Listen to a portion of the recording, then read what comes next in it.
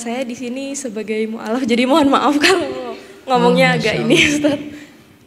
Saya mau tanya Ustadz, bagaimana caranya kita untuk untuk meyakinkan diri kalau ini pilihan yang terbaik untuk saya pindah agama. Itu aja sih Ustadz, terima kasih. Mbak Mega udah berapa lama? Sekitar 5 tahun Ustadz. Masya Allah, barakallah fiik. Semoga diberikan istiqomah. Amin. Soalnya akhir-akhir ini sedang goyah Ustadz. Oh, soalnya kan habis punya nikah. Teman gak? Kenapa? Punya teman? Temen punya. Teman belajar maksudnya? Punya, suami. Oh. Yang sebelah sana langsung. Kenapa? Oh, langsung. Ya. Padahal mau jadi temen ya. Tadi udah mau optimis. Iya, udah Kalau teman jadi belajar kan bisa. Suami muslim atau mu'alaf?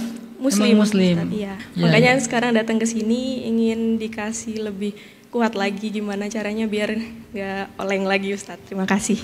Baik. Barakallah fiik. Sifat iman itu emang bukan hanya yang baru mu'alaf ya. Semua mukmin yang dari lahir pun, bahkan para sahabat kecuali Nabi ya, para sahabat pun memiliki sifat iman yang sama. Iman itu apa?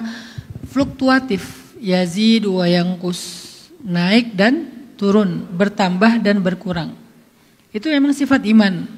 Jadi ada kalanya kita kayak lagi nyaman banget dengan ketaatan kita, dengan keimanan kita. Tapi ada kalanya kayak lagi drop dan kayak nggak mau ngapa-ngapain. Terus muncul rasa-rasa gelisah, ya anxiety itu, atau overthinking, atau kayak kebingungan sendiri. Ini gimana sih, ini benar nggak sih dan segala macam. Itu tuh pasti keadaan ketika iman kita lagi lemah. Biasanya iman lagi lemah itu nanti ininya macam-macam, godaannya macam-macam. Kalau iman lagi kuat, gairahnya juga macam-macam. Pengen ibadah ini, pengen beramal itu, dan seterusnya. Gairahnya macam-macam pas iman lagi kuat. Godaannya juga macam-macam pas iman lagi lemah. Nah pertanyaannya sekarang, gimana biar iman kita itu kalau lagi lemah itu nggak lama-lama. Dan ada yang menyelamatkannya supaya dia bisa bertambah ketika dia berkurang. Satu kata para ulama, banyakin istighfar. Kenapa banyakin istighfar? Lemahnya iman itu penyebabnya dosa. Tazidu yazidu bit ta'ah wa yanqusu bil ma'siyah. Iman itu bertambah dengan ketaatan dan berkurang dengan maksiat. Biasanya penyebab iman lemah itu adalah dosa-dosa. Dan dosa yang paling ringan tapi paling mudah mengurangi iman itu adalah fatrah atau futur. Apa itu futur? Kelamaan nganggur. Futur itu kelamaan nganggur. Nganggur di sini itu bukan kerjaan ya, nganggur dari aktivitas-aktivitas yang bisa menyehatkan iman kita. Kelamaan gak hadir ke majelis, kelamaan gak ketemu dengan orang solih, kelamaan gak membaca Al-Quran, kelamaan gak bertemu dengan tempat-tempat yang vibes-nya bagus. Salah satu yang paling terbaik itu pastinya Masjidil Haram, Masjid Nabawi kalau kita mampu, atau kalau enggak ya masjid-masjid yang vibes-nya memang beda gitu. Kalau pada umumnya kan dia vibes sholat 5 waktu ya. Ada masjid yang di situ tuh ada amalan yang lebih daripada 5 waktu, ada majelis ilmunya di situ, ada dakwahnya di situ segala macam. Kita terlalu lama absen dari sana. Selain karena dosa, bisa juga karena fatrah atau karena futur, kelamaan absen.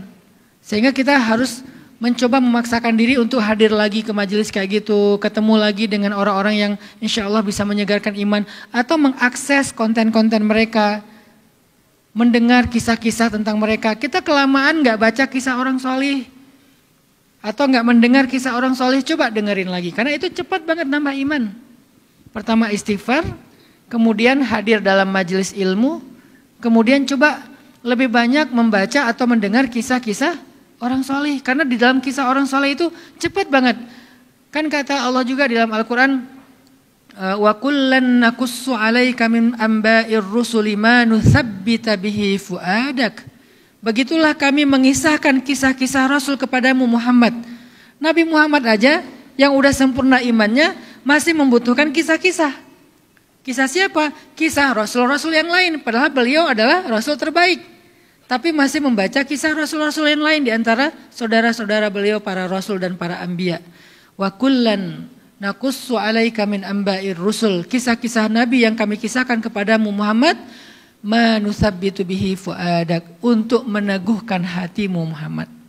Jadi ketika Nabi lagi sedih, dihibur dengan kisah para nabi. Ketika Nabi lagi drop, dikuatkan dengan kisah Nabi. Ketika Nabi lagi bingung, dimantapkan keinginan dan tujuannya dengan kisah-kisah para nabi. Selalu kayak gitu, kisah-kisah nabi-nabi sebelumnya menguatkan hati Nabi. Maka kita juga butuh kisah yang sama. Coba baca kisah-kisah inspiratif sesuai dengan tema kita. Misalnya bisa cari di sosial media atau di YouTube dan seterusnya. Kisah ajaib dalam Islam misalnya. Atau kisah-kisah sahabat yang inspirasi. Kisah nabi-nabi yang solih dan seterusnya. Itu banyak keluar tuh kisah-kisah yang bagus.